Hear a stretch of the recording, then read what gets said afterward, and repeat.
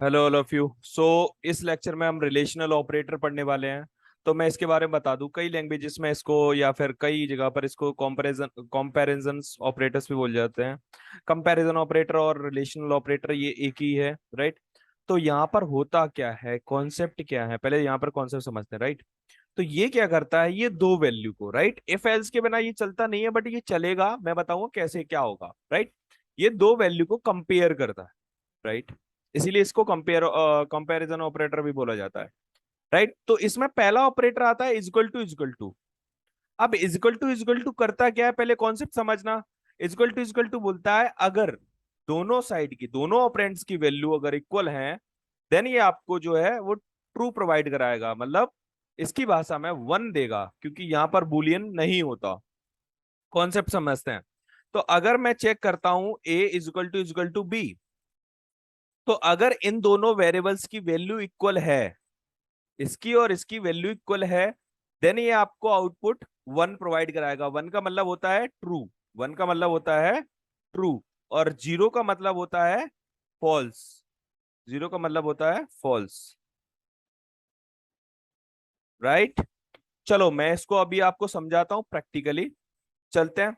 तो यहां पर हमने अपनी वही पहले हेडर फाइल लगाते हैं, studio.h एंड void main function, right. And then अब इसमें मैंने लिखा यहाँ पर इंट हमारा क्या है, मान के चलो ए है, और ए में वैल्यू है 8, और इंट बी में हमारे पास वैल्यू है 8, राइट। और यहाँ पर प्रिंट एफ हमने किया, और इसमें हमने परसेंटेज डी दिया, राइट, परसेंटेज डी।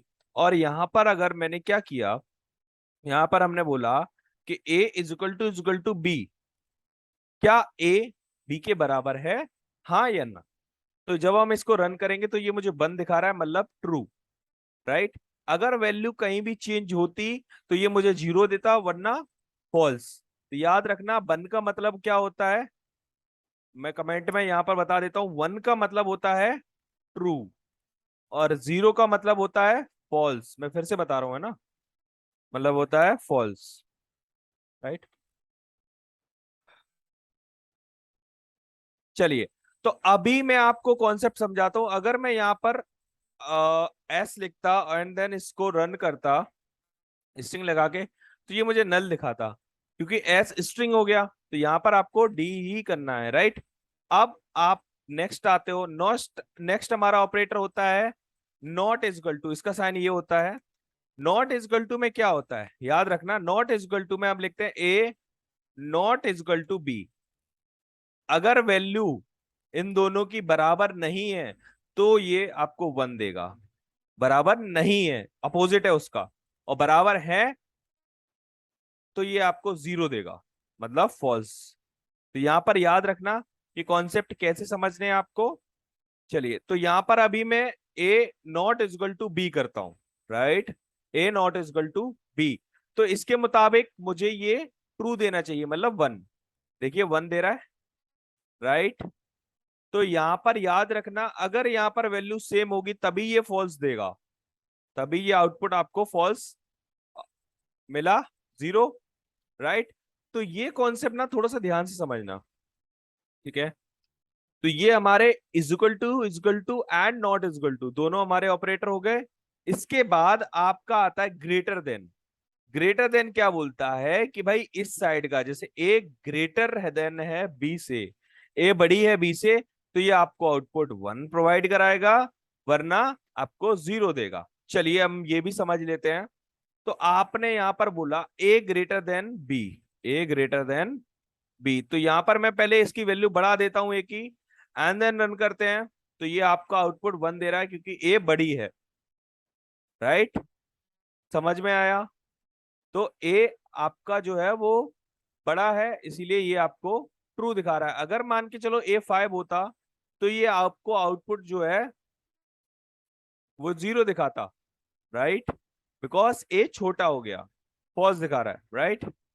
ऐसे ही नेक्स्ट हमारा होता है लेस देन। तो अब ए अगर छोटी है तो ये आपको ट्रू दिखाएगा, उल्टा है उसका, वरना फॉल्स दिखाएगा। देखो ट्रू दिखा रहा है, और अगर बड़ी होती तो ये आपको वन दिखाता। मैं वन नाइन कर देता हूं, देन ये आपको आउटपुट 0 दिखा रहा है, बड़ी होगी तो, राइट। तो ये आपका लेस देन हो गया। तो greater than and less than हमने किया।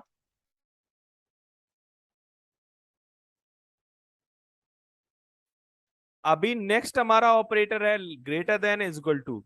अब देखो ये बना कैसे, जैसे मान के चलो अगर वैल्यू 8 है और हम ग्रेटर देन दे रहे हैं, राइट, तो ये आपका आउटपुट क्या दिखाएगा? 0।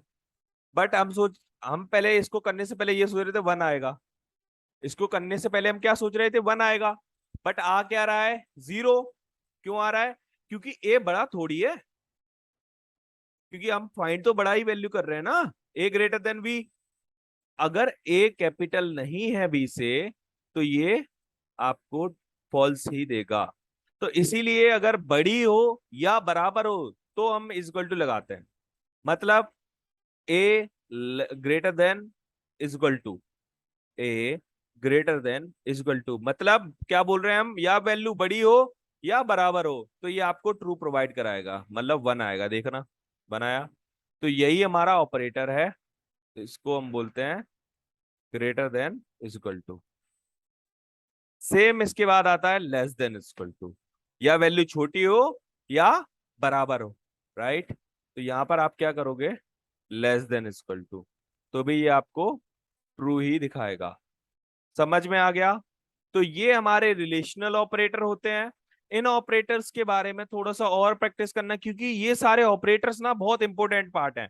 हम इफ एल्स में भी करने वाले, लूप में भी करने वाले हैं। जहां पर हमें लॉजिक लगाना पड़ेगा ना, वहां पर हमें ये ऑपरेटर आएंगे ही आएंगे, ये याद रखना, फेस करने ही पड़ेंगे।